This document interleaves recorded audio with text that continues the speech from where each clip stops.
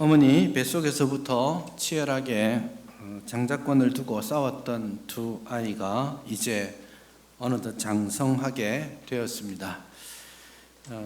처음에는 야곱이 졌지만 야곱은 자기에게 처음 주어졌던 운명을 되돌리기 위해서 지속적으로 노력합니다. 27절에 보면 아이들이 장성했다라는 말로 시작합니다. 상당한 시간이 지난 다음의 이야기인데요.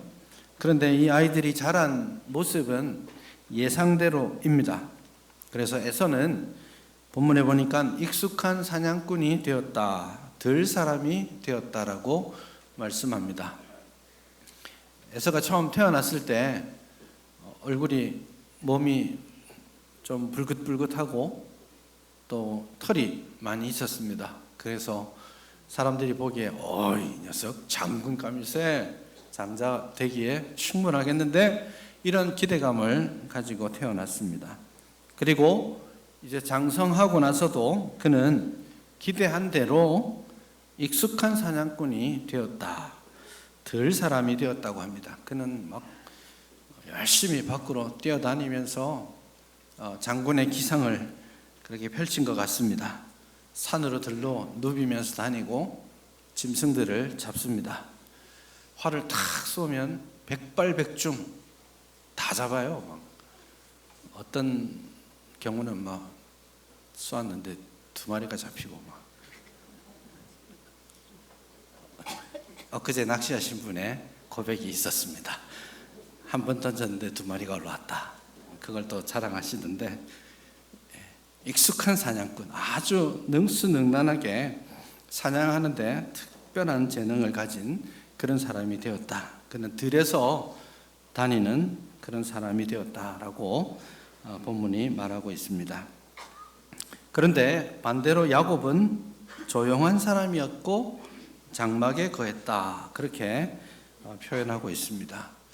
장막에 거했다라는 말은 그냥 햇볕 보기 싫어가지고 집에 앉아가지고 텐트 안에서 그냥 엄마랑 같이 수 놓고 수다 떨고 그런 거를 좋아했다는 뜻은 아닙니다.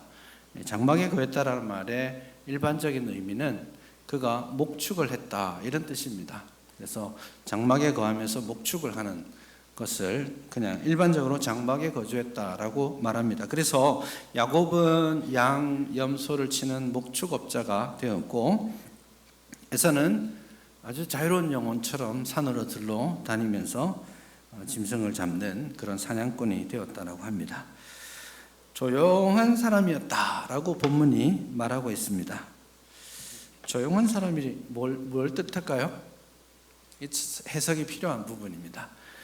그냥 비교하는 문맥에서는 에서는 막 울그락불그락하게 밖으로 뛰어다니는 사람이었고 야곱은 조용한 사람이다. 그러니까 야곱은 그냥 아기자기한 것 좋아하고 예술적이고 그런 정말 조용한, 그래서 영어 성경에서도 이 조용한 사람을 진짜 quiet man이라고 번역하기도 합니다.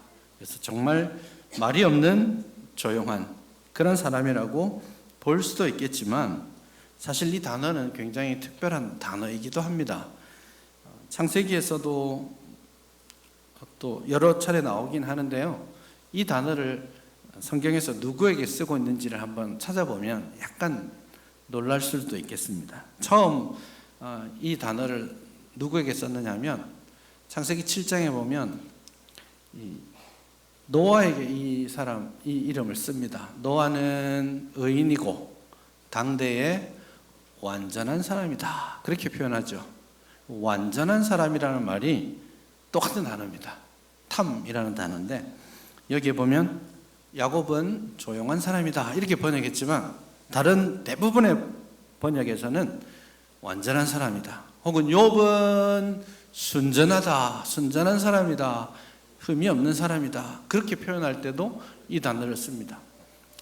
창세기 17장에도 보면 하나님이 아브라함에게 요구하실 때에 너는 내 앞에 행하여 완전하라, 똑같은 단어입니다. 그래서 이건 완전한, 순전한, 흠이 없는, 깨끗한, 이런 의미가 성경에서는 훨씬 더 자주 사용되는데 27절 이 본문에서는 뜻밖에도 조용한 사람이라고 번역을 했습니다. 조용하고 내향적인 사람이다라는 뜻도 되겠습니다만은, 그러나 제가 판단하기에는 이 단어를 하나님께서 누군가에게 부여하고 있을 때는 특별한 하나님의 관심과 의도가 있다라고 저는 생각합니다. 노아에게, 아브라함에게, 욥과 같은 사람들에게 하나님께서는 이 단어를 직접 사용해 주셨죠. 그래서 야곱이, 물론 여러분, 완전하다, 의롭다, 흠이 없다, 이 말이 도덕적으로 괜찮은 사람이다, 흠이 없는 사람이다, 이런 뜻은 아닙니다. 그렇게 다른 성경에서도 사용된 적은 없습니다. 아브라함도 노아도 욥도 다 허물이 많은 사람이었죠. 그러나 그 삶의 궤적과 방향이 하나님과 코드를 맞춰가고 있다는 뜻도 되겠습니다. 그래서 비록 본문에서는 두 사람 사이의 대조를 위해서 조용한 사람이라고 했지만, 어떤 의미에서는 야곱과 에서의 앞으로의 삶의 궤적이 어떠할지를 우리가 미리 짐작하게 하는 소개의 말이라고 할 수 있겠습니다. 그래서 이 7절에서 이 아이들이 다 자랐습니다, 이 아이들은 이런 직업을 가지고 이렇게 살기 시작했습니다 라고 소개하고, 실제 우리가 다룰 사건은 29절에서부터 나옵니다. 어느 날 에서가 들러 나가서 짐승을 잡기 위해서 다니다가 돌아올 때 야곱이 죽을 쑤어 두었습니다. 나중에 34절에 보면 그걸 팥죽이라고 다시 번역을 해두었죠. 우리가 생각하는 팥죽은 뭐예요? 동지, 섣달 팥죽, 새알 들어있는 그런 거라고 생각하시면 안 됩니다. 그건 우리나라 사람들이 먹는 거고, 여기서 말하는 팥죽 혹은 죽이라는 말은 보통 렌틸 콩 있잖아요. 그 콩을 가지고 만든 요리입니다. 그래서 콩을 넣고 스프를 만들고 고기도 숭숭숭 썰어 넣어가지고 먹는 그 스튜 같은 그런 겁니다. 이제 냄새를 참 풍기죠. 이 냄새가 참 견디기 어렵게 만드는 겁니다. 아마 이 사건이 일어난 장소는 집은 아닌 것 같아요. 집이었으면 이게 제대로 되기가 어렵습니다. 냄새가 막 풍기는데, 형 나중에 장사건이랑 바꾸자 이렇게 했을 때 줘! 엄마 밥 줘! 이러면 되잖아요. 집은 아니었을 것 같아요. 이게 야곱이 아주 치밀하게 완전하게 뭔가를 디자인하는 사람이라는 것을 알 수 있습니다. 에서가 들러 나갑니다. 언제쯤 돌아오겠구나 생각합니다. 그리고 돌아오는 길목에 불을 피우고 형이 돌아올 때쯤에 최대한의 맛있는 냄새가 날 수 있도록 음식을 장만해 둡니다. 그리고 예상대로 형이 딱 오는 것을 보죠. 이렇게 치밀했던 야곱과 달리 에서는 굉장히 즉흥적인 사람입니다. 그래서 에서가 들에서 돌아와 심히 피곤할 때 야곱에게 30절에 보면 이렇게 말합니다. 내가 피곤하니 그 붉은 것을 내가 먹게 하라. 제가 누누이 말씀드리지만 이런 표현들은 성경이 굉장히 부드럽게 표현해 놓은 겁니다. 제가 살짝 뉘앙스를 살려서 각색을 한번 해보겠습니다. 가끔씩 목사는 연기도 잘해야 되는 것 같아요. 이 히브리어 성경의 뉘앙스는 이런 겁니다. 여기 보면 내가 피곤하니 그 붉은 것을 내가 먹게 하라 이렇게 되어 있지만, 히브리어 성경에서는 처음에 들어가야 되는 단어가 하나 있습니다. 제발 이라는 단어가 여기 있어요. 너무 급합니다. 지금 코로 냄새가 들어왔죠. 배는 고프죠. 야, 저거 먹어야 내가 지금 살아날 것 같은 생각이 막 듭니다. 제발. 그리고 나서는 그 붉은 것을 내가 먹게 하라 이렇게 되어 있지만 이 단어가 두 번 나와 있습니다. 제발 그 붉은 거 빨리 줘. 이런 느낌. 잘했습니까? 그 붉은 거 빨리 나 좀 줘. 제발 빨리 먹게 해줘. 이런 다급한 에서의 마음이 거기에 들어 있습니다. 그렇지만 야곱은 그렇게 급한 사람이 아니에요. 치밀한 사람입니다. 옳거니 물었다, 그 생각을 하죠. 그리고 31절에 야곱이 자기의 마음을 드러냅니다. 형의 장자의 명분을 오늘 내게 팔라. 30절은 막 들썩이는 에서의 흥분된 마음이 있고, 31절은 야곱의 차분한 진행이 있습니다. 형의 장자의 명분을 오늘 내게 팔라. 이것도 순서가 살짝 다릅니다. 제가 원래 순서대로 해봅시다. 내게 팔아요. 오늘 형의 장자의 명분을. 이 지금 뭘 강조하고 있냐면 오늘이라는 말을 강조합니다. 그래서 이게 사실은 형이 배고파 죽겠다 이러면은 형 어서 먹고 나서 나중에 협상합시다 이렇게 해도 될 텐데, 야곱은 그러지 않습니다. 지금이 찬스다. 내일은 없어. 그 마음을 가지고 있습니다. 그래서 오늘 형 나한테 장자의 명분 팔아야 돼. 그러니까 32절에 에서가 또 흥분을 가라앉히지 못하고, 야 내가 지금 배고파 죽게 생겼는데 장자의 명분이 무슨 소용이겠어. 나 죽으면 끝이야. 이렇게 말합니다. 이 말은 그래 너 해 밥 줘 이렇게 말하는 거예요. 그러니까 33절에 가서 야곱이 오케이 하고 주지 않습니다. 이 치밀함이 있습니다. 야곱이 다시 말합니다. 뭐라고요? 또 강조하죠. 오늘. 야곱이 생각하기에 지금이 최선이다 생각합니다. 오늘 맹세하시오. 하나님의 이름으로 맹세하고 나면 주리다. 그러니까 한번 줄게 이걸로는 안 된다라는 거예요. 맹세까지 시키고 장자의 명분을 팝니다. 그래서 지금 에서와 야곱의 성격의 차이가 여기에 아주 뚜렷하게 나타나고 있습니다. 좋은 냄새가 풍기고 마침 배가 고프니까 에서는 아무것도 생각하지 못합니다. 지금 내가 저거를 먹어야 되겠어. 지금 내게 필요한 건 저거야. 지금 이 의식이 매우 강하게 있습니다. 지금 내가 먹고 싶은 거, 지금 내가 하고 싶은 거, 내가 나에게 유익하게 할 것들을 생각합니다. 여기 보십시오. 장자의 명분이 32절에요. 내게 무엇이 유익하리요. 이렇게 말하지 않습니까? 그 자체가 지금 이 에서가 어떤 가치관을 가지고 살아가고 있는지를 명확하게 보여주는 것입니다. 지금 자기가 원하는 걸 가지기 위해서 하나님이 주신 축복, 하나님의 약속, 그런 건 지금 아무것도 중요하지 않아요. 나 지금 먹고 싶단 말이야. 나 이거 가지고 싶단 말이야. 나 이거 하고 싶단 말이야. 나 이거 있어야 될 것 같단 말이야. 이게 에서의 모습입니다. 안 먹었으면 죽었을까요? 에서는 지금 내가 지금 이거 안 먹으면 죽게 생겼는데 장자의 명분이 내게 무엇이 유익하리요? 라고 말하지만 사실 안 죽습니다. 사람의 목숨이 그렇게 쉽게 죽지 않습니다.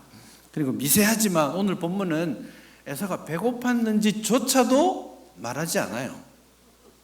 오늘 본문에서 에서가 배고팠다고 말하고 있나요? 사실은 하지 않습니다. 에서가 심히 피곤했다 그렇게 말합니다. 그리고 그 다음 절에도 내가 피곤하니 그 붉은 것을 내가 먹게 하라 그렇게 말합니다. 이 피곤하다라는 말은 굉장히 배고프단 말보다 훨씬 더 넓은 의미입니다. 성경에서는 왜 피곤하다고 묘사할까요? 여러 사람들에 대한 묘사를 이 단어를 가지고 하고 있는데 이 단어가 사용되는 맥락은 많이 다릅니다. 왜 피곤하죠? 들에서 막 왔으니까 물을 마시지 못해서 갈증으로 인하여서 피곤할 수 있습니다. 그런 용례도 있습니다. 배가 고파서 피곤할 수도 있죠. 그리고 들에서 막 뛰어다니다 보니 몸이 정말 피곤해서 힘든 순간도 있겠습니다. 그래서 배고팠구나라고 우리가 미리 예상하고 있지만 뒷문맥 때문에, 그러나 성경은 의도적으로 배고팠다라고 말하지 않고 피곤하다라고 말합니다. 그러니까 배고파서 먹어야 하는 것이 필수적인 일은 아닐 수 있겠다. 그러나 지금에서는 배고파 죽을 것 같고 이거 아니면 안 될 것 같은 조급함, 현재를 살아가는 조급한 인간의 모습을 보여주는 것입니다. 당장의 필요를 채우고 당장 나에게 유익한 것을 선택하려는 인생의 모습을 보여주는 겁니다. 매 순간 우리는 선택하면서 살아요. 여러분 오늘 교회 오기로 선택하셨잖아요. 비가 오려고 하는데 좀 오늘은 온라인으로 예배할까? 이런 생각이 들었을 수도 있겠습니다. 교회에 오는 걸 선택하는 순간 이미 이제 신앙적으로는 좀 위기입니다. 저는 비가 오든 눈이 오든 교회에 올까 말까를 선택하지 않습니다. 그게 디폴트죠. 오게 돼 있잖아요. 이 신앙의 기본 패턴은 그렇습니다. 뭔가를 선택할 때 무슨 생각이 들어가는 겁니까? 사실은 내가 이거 뭐 먹을까? 어디 갈까? 어떤 직업을 선택할까? 모든 선택의 자리에서 자기 자신의 가치관, 자기의 중요성 이런 것들이 묻어나게 되어 있습니다. 이상하지 않습니까? 여러분, 장자의 명분을 팔라니요. 야곱이 왜 이런 생각을 하게 되었을까요? 배고픈 형에게 형 장자의 명분을 나에게 파시오 라고 하면 뒤통수 때릴 거 아니에요. 야, 장자의 명분이 밥 한 그릇으로 어떻게 말이 되는 소리야 하고 탁 치는 것이 상식인데 왜 야곱은 이 장자의 명분을 살 수 있을 거라고 생각했을까요? 지금 에서는 장자의 명분을 처음 팔고 있죠. 팔기로 선택하였지만 야곱이 보기에 형 에서는 이런 순간이 되면 장자의 명분은 팔 수 있는 사람이라고 판단한 겁니다. 왜요? 그는 순간을 선택하면서 매일 자기의 유익을 선택하면서 자라왔거든요. 그래서 지금은 팥죽이지만 다른 순간이 되었을 때에 다른 어려움의 문제가 있었을 때에 그때에도 에서는 팔 수 있는 사람이에요. 그래서 실수로 판 거 아니에요. 실수로 잘못 선택한 게 아닙니다. 그는 수없이 많은 장자의 명분을 버릴 수 있는 환경들을 생각해 왔을 테고 마음으로는 언제든지 버릴 준비가 되어 있었던 것이에요. 그래서 이것은 단순하게 실수에 의해서 혹은 동생이 이렇게 잘 조작을 해서 얼떨결에 잃어버린 것이라고 착각해서는 안 됩니다. 미래의 축복을 대신해서 현재의 기쁨과 즐거움을 선택하는 것, 대단히 어리석은 일입니다. 에서가 그런 선택을 하고 있습니다. 하나님이 주셨던 그 약속, 장자의 권한, 대단히 특별한 것입니다. 그러나 지금은 손에 잡히지 않는 거예요. 그게 명분이 있으나 없으나 무슨 의미가 있겠습니까? 현재 살아가는데.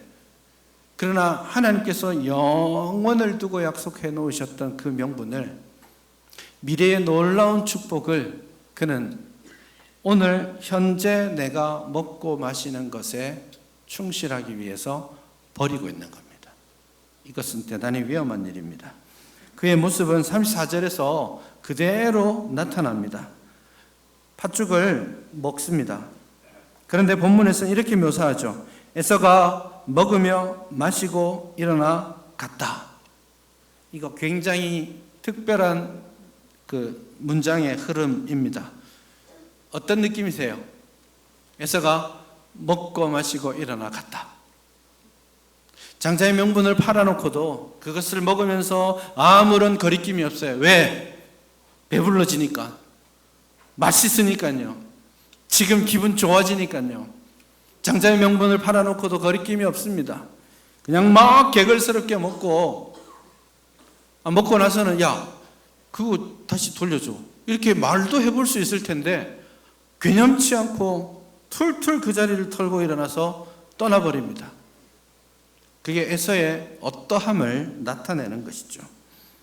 그리고 본문은 마지막에 에서가 장자의 명분을 가볍게 여겼기 때문이다.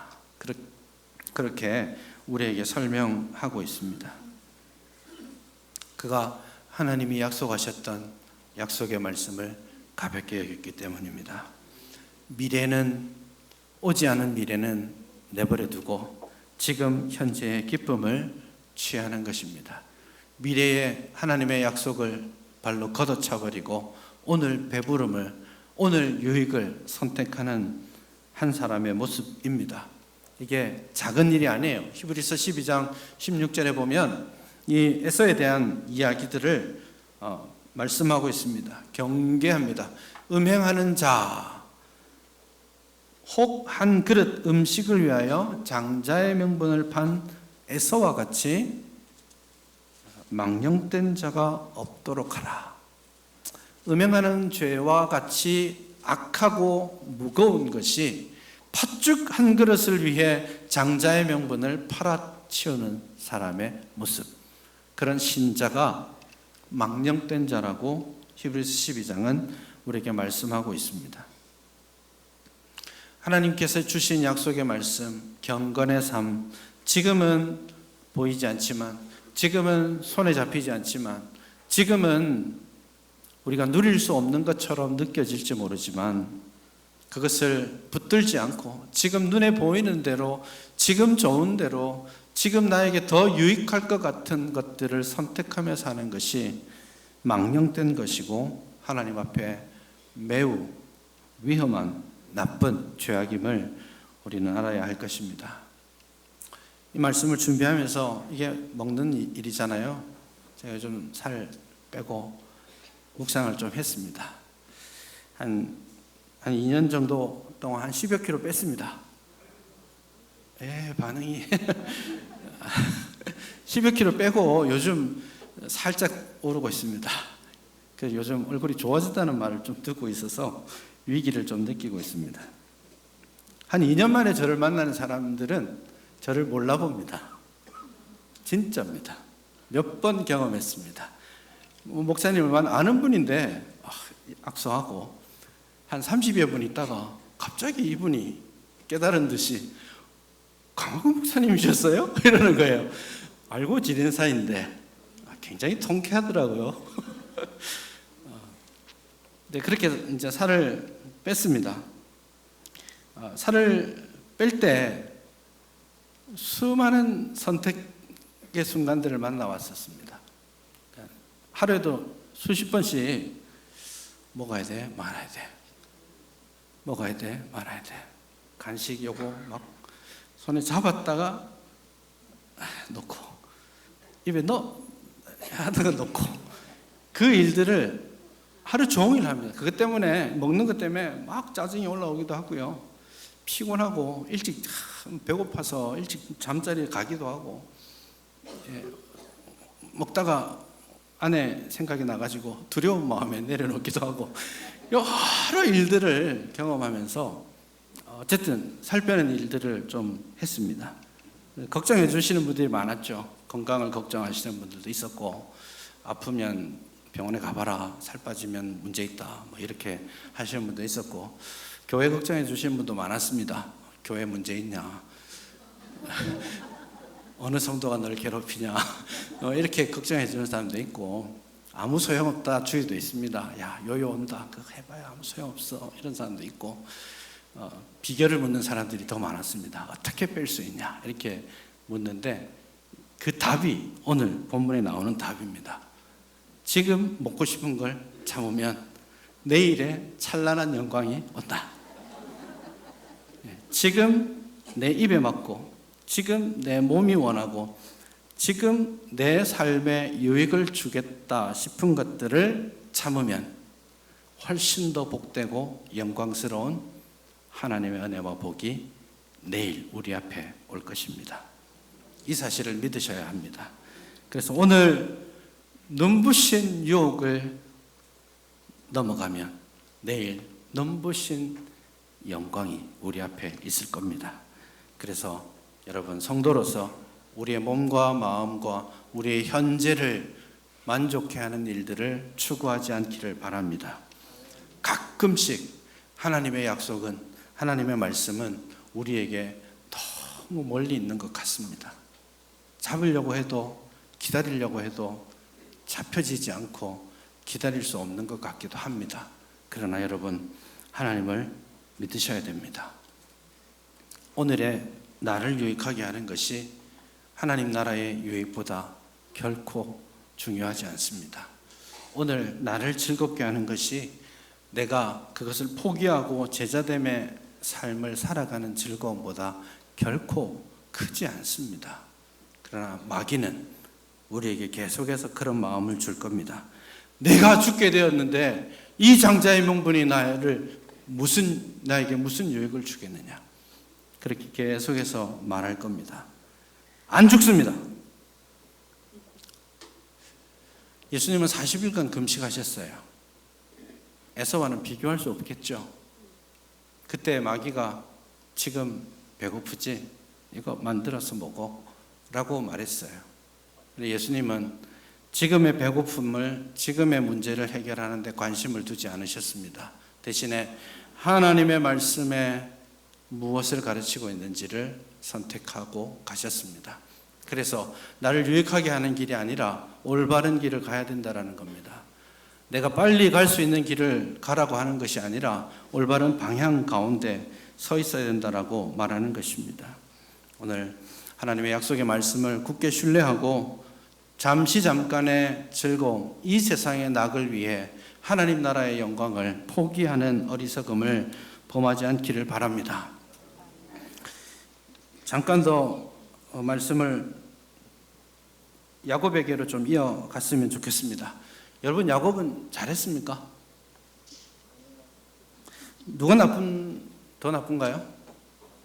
에서가 나쁜가요? 야곱이 나쁜가요? 지금 에서를 열심히 욕했는데 야곱이 솔직히 인간적으로 더 나쁘잖아요. 근데 야곱은 영원한 하나님의 장자의 그 축복을 소원했다. 그래서 좋게 해석하려고 하는데 좋아지지가 않습니다. 야곱이 사실은 더 나쁩니다. 에서가 현재를 추구했다라고 말하고 야곱은 영원을 추구했다라고 말하고 싶지만 사실 그렇지 않습니다. 성경은, 우리는 본성적으로 누가 축복을 받으면 뭔가 축복받을 거리가 있었으니까 했겠지라고 생각합니다. 그래서 이런 본문을 볼 때에도 자꾸 야곱에게서 좋은 점을 찾으려고 하고 에서에게서 나쁜 점을 찾으려고 해요. 이게 잘못된 접근입니다. 태어날 때부터 그는 선택받았습니다. 자신의 어떠함과 상관없이. 오늘 본문에서도 마찬가지예요. 그가 더 잘했기 때문에 하나님 선택하신 거 아니에요. 하나님의 은혜가 계속되고 있는 것이죠. 야곱은 사실 좀 너무 얍삽하지 않습니까? 형의 곤란함을 핑계 삼아서 자기가 원하는 것을 빼앗듯이 사기쳐서 빼앗고 있는 모습 아닙니까? 야곱 역시 사실은 오늘을 살고 있는 사람입니다. 약속이 있었지만 더 안타깝게도 오늘을 살고 있습니다. 머리 굴리고 있어요. 좀 사투리로 하면 짱돌 굴리느라고 지금 하나님 앞에서 3살짜리 애가 부모님 앞에서 머리 굴리고 있는 거 부모님 다 보시죠? 에이구, 머리 굴리고 있는데 딱 드러나지 않습니까? 지금 하나님 앞에서 야곱이 머리 굴리고 있습니다. 잔머리 굴리고 있습니다. 아, 오늘이야. 계속해서 오늘 하고 있잖아요. 오늘이 그날이야. 하나님의 계획은 묻지 않습니다. 하나님의 방법 묻지 않습니다. 자기가 보기에 오늘이에요. 야, 오늘이 그날이야. 하나님의 복, 내가 원하는 방식대로, 내가 원하는 시간에 내가 차지할 거야. 오늘 받으면 20년 후에 받는 것보다 훨씬 더 빨리 받고 좋은 일이죠. 다 내 시간표인 거예요. 야곱의 시간표입니다. 이 잔머리 굴려서 좋게 되는 경우 없습니다. 야곱 좋아졌습니까? 솔직히 한번 생각해 보십시오. 야곱이 장자의 명분을 샀죠. 팥죽거려가지고 샀잖아요. 그래서 그가 장자가 됐어요? 그가 장자의 명분을 누리기라도 했습니까? 나중에 33장에 가서 이 자기가 빼앗았던 이거 에서에게 그대로 돌려줍니다. 하나님의 복이 자기가 누리는 방법대로 자기 시간표대로 될 거라고 착각하고 사는 겁니다. 오늘을 사는 것이죠. 27장에 가면 축복하는 장면이 나옵니다. 장자의 명분 둘이 거래하면 되는 거예요? 아버지는 뭐예요? 아버지는 에서를 불러서 너에게 장자의 축복을 줄게 그러고 있습니다. 에서는 그때 뭐라고 말합니까? 저 사실은 동생에게 팔았는데요. 이렇게 말하지 않습니다. 오케이, 아버지, 땡큐. 가서 짐 좀 잡아오잖아요. 장자의 명분 아무도 가졌다라고 주장할 수 없어요. 그럼에도 불구하고 자기가 뭘 해보려고 수쓰고 있는 야곱의 어리석음이 거기에 보입니다. 그 장자의 명분을 가볍게 여긴 에서나 지금 내 방식대로 내 시간표대로 그 장자의 명분을 취하겠다고 머리 쓰고 있는 야곱이나 똑같이 하나님을 신뢰하지 못하고 있는 겁니다. 그렇게 가는 지름길 결코 앞서가는 길 아닙니다. 약속이 있다면 신뢰해야 됩니다. 믿고 가야죠. 창세기가 꾸준히 말하는 믿음의 본질, 하나님을 신뢰하고 기다려라. 10년이 지나도 20년이 지나도 60년이 지나도 한 세대가 지나가도 하나님의 약속만큼은 결코 없어지지 않는다. 그 시간을 기다리지 못하기 때문에 불안해지기 때문에 내가 내 방법을 쓰는 겁니다. 여러분, 신실하신 하나님을 신뢰하십시다. 몰라도 괜찮아요. 우리는 우리 인생을 보면서 하나님이 이런 시계처럼 좀 해주시면 좋겠다 생각해요. 여기에 저 알람 시계 많이 맞춰놨습니다. 새벽 기도 알람이 2개 있고요. 2개 있는 이유는 잘 아시죠? 2개 있고 2부 예배 알람도 여기 있습니다. 10시 48분에 알람이 울립니다. 혹시 다른 일 하다가 시간 놓치면 안 되니까 다양한 알람들이 여기에 있습니다. 아침 8시 40분 알람, 무슨 알람 다 여기 있습니다. 그래서 알람이 울리면 이때 타닥 하면 돼요. 하나님 앞에서 그거 원할 때가 있어요. 하나님 이리 갈까요? 저리 갈까요? 하나님 지금인가요? 계속 질문하고 있잖아요. 하나님 그런 말씀해 주시는 분 아닙니다. 마치 지도책을 사는 것과 같은 거예요. 여러분 지도책 사면 어때요? 1년 지나면 써먹기 애매합니다. 우리나라 같은 데는 더더욱 길이 자꾸 바뀌어 있잖아요. 계속 업데이트가 안 되면 쓸데없는 게 됩니다. 길은 바뀌어요. 그러나 방향은 틀리지 않아야 됩니다. 그래서 하나님은 우리에게 시계를 주시거나 지도책을 주시는 분이 아니라 나침반을 주시는 분이에요. 길은 바뀌어 있을 수 있어요. 돌아갈 수도 있어요. 그러나 방향이 맞다면 두려움 없이 가면 됩니다. 그게 하나님 신뢰하는 겁니다. 언젠지 몰라도 괜찮아요. 어디로 가는지 몰라도 괜찮아요. 때로는 내가 실수하고 넘어져도 괜찮아요. 가는 방향이 맞다면 하나님이 우리를 다그쳐서라도 격려해 가시면서 우리를 이끌고 가실 겁니다. 야곱 쓸모없는 짓 하고 있잖아요. 그래도 하나님 고쳐가면서 쓰시는 거예요. 오늘 저와 여러분 쓸데없이 헛짓거리 한 적 얼마나 많습니까? 그래도 고쳐가면서 그 길 가시는 거예요.